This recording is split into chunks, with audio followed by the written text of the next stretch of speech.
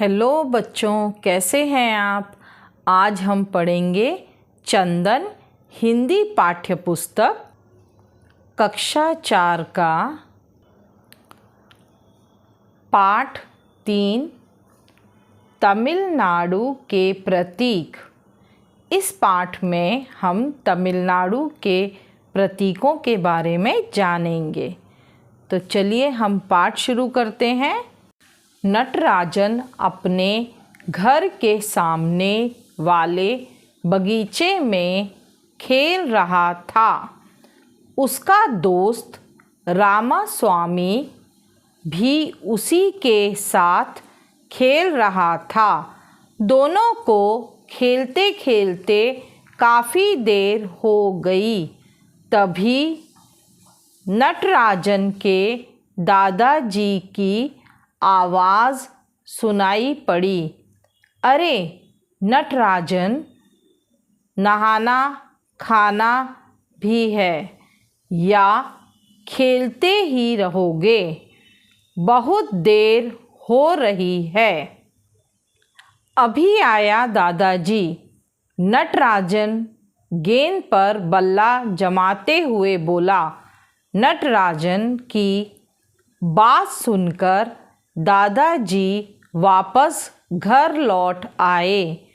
थोड़ी देर में नटराजन भी अपने दोस्त रामास्वामी के साथ आ गया। उन्हें देखते ही दादाजी बोले, चलो जल्दी नहा लो, बहुत देर हो गई है।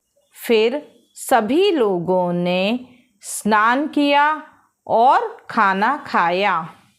उसके बाद नटराजन बोला, दादाजी, सामने वाले बगीचे में एक मोर दिखाई दिया। वह बहुत सुंदर लग रहा था। दादाजी कुछ बोल पाते उससे पहले ही रामास्वामी बोल पड़ा। तभी तो उसे राष्ट्रीय पक्षी कहते हैं। क्या तुम्हें पता है कि हर देश का अपना प्रतीक होता है, जैसे राष्ट्रीय ध्वज, राष्ट्रीय पक्षी, राष्ट्रीय फूल व फल तथा पशु आदि। नटराजन, तो क्या दादाजी हमारे तमिलनाडु का भी कोई प्रतीक है? दादाजी, हाँ, क्यों नहीं। जैसे मोर, तिरंगा, चीता आदि हमारे देश के राष्ट्रीय प्रतीक हैं, उसी तरह तमिलनाडु के राजकीय प्रतीक भी हैं। रामास्वामी, दादाजी, तमिलनाडु तो एक राज्य है।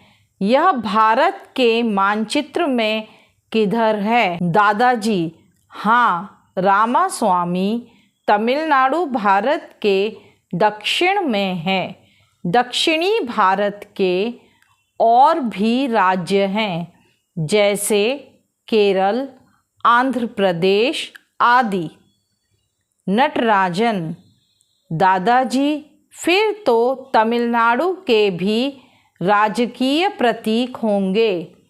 दादाजी, हाँ हाँ, क्यों नहीं।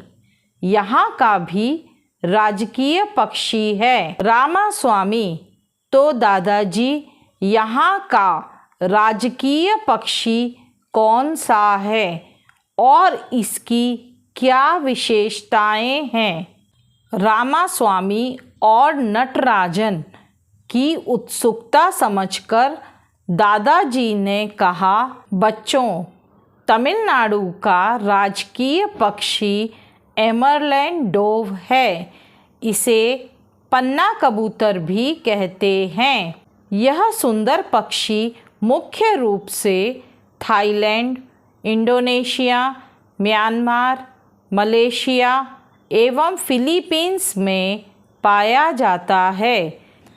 हरे रंग के होने के कारण इसे हरा कबूतर भी कहते हैं। इतना सुनते ही नटराजन बोल पड़ा, तो दादाजी इसके बारे में और कुछ बताइए ना। हाँ हाँ बताता हूँ।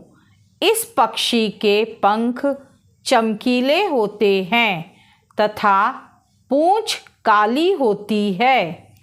इसकी आँखें भूरी होती हैं।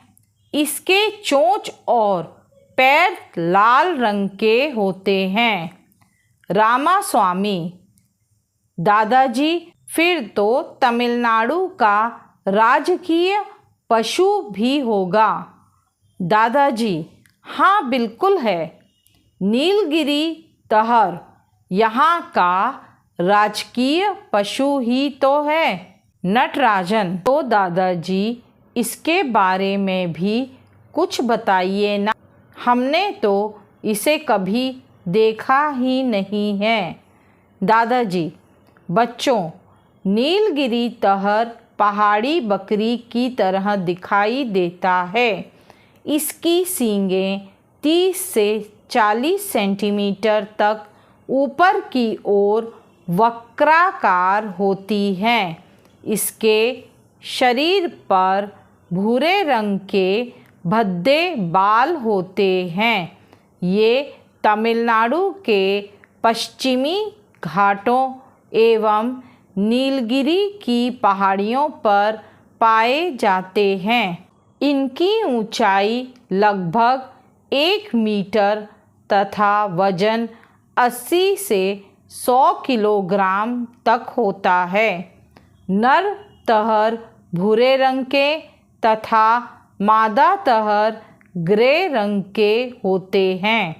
रामास्वामी: दादाजी सरकार द्वारा किसी पशु पक्षी को राष्ट्रीय या राजकीय क्यों घोषित किया जाता है? दादाजी: बच्चों, जब किसी पशु पक्षी के लिए खाने पीने की चीज़ों की कमी होने लगती है या लोग उनका शिकार अधिक करने लगते हैं तो उनकी संख्या में काफ़ी कमी आने लगती है। ऐसी दशा में सरकार उन्हें बचाने के लिए कानून बनाती है और उन्हें राजकीय या राष्ट्रीय पहचान दी जाती है। अच्छा बच्चों, अब मुझे कहीं जाना है। तुम लोग अपना गृह कार्य करो, बाकी बातें फिर कभी बताऊंगा। नटराजन और रामास्वामी: दादाजी, अब हम लोग कल किसी दूसरे राज्य के बारे में आपसे जानकारी प्राप्त करेंगे। तो यहाँ पर यह पाठ समाप्त होता है। आशा करती हूँ कि यह पाठ आप लोगों को अच्छी तरह पढ़ना आ गया होगा।